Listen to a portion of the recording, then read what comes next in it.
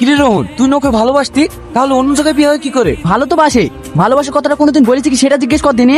কিরে, ওকে কোনোদিন ভালোবাসার কথা বলিসনি? কি করে বলবো বল, আমি একজন বেকার ছেলে, মনে করেছিলাম একটা কাজ পেলেই সব বলবো, কিন্তু সে সুযোগটা আর হলো না। তাহলে এখন বসে বসে কাজ, তোর দ্বারা কিচ্ছু হবে না।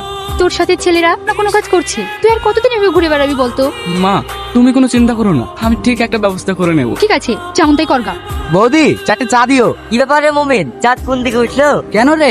তার পকেটে একটা কানা করে বেড়ায় না, সে আজকে চাকরি চাই অর্ডার দিছে। তোরা ঠিকই বলেছিস, এতদিন বেকার ছিলাম, খুব চিন্তায় ছিলাম রে।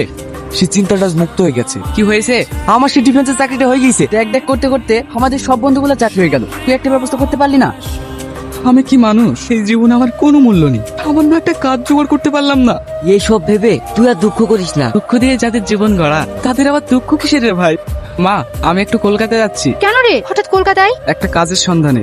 ভালোভাবে যাস, কাজ না পেলে যেন মন খারাপ করবি না, বাড়ি চলে আসবি। ঠিক আছে মা, আজকের চাঁদটা না খুব সুন্দর।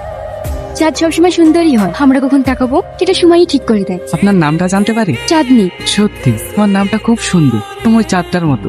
বাহ, আপনি খুব সুন্দর কথা বলেন তো। কেন? কারণ আপনার কথাগুলো শুনে খুব ভালো লাগছে, প্রতিটা কথা যেন কবিতার ছোঁয়া। আমি আবার কি বললাম? আপনি যে চাঁদের প্রশংসাটা করলেন না, তাতে আমার মন ছুঁয়ে গেছে। মন? ওটা আবার কোথায় থাকে? কেন জানেন না? জানি না তা নয়, আজ পর্যন্ত ওটা দেখা হয়নি, তো ভেবেছি অনেকবার, নিয়েছি শুধু ব্যথা।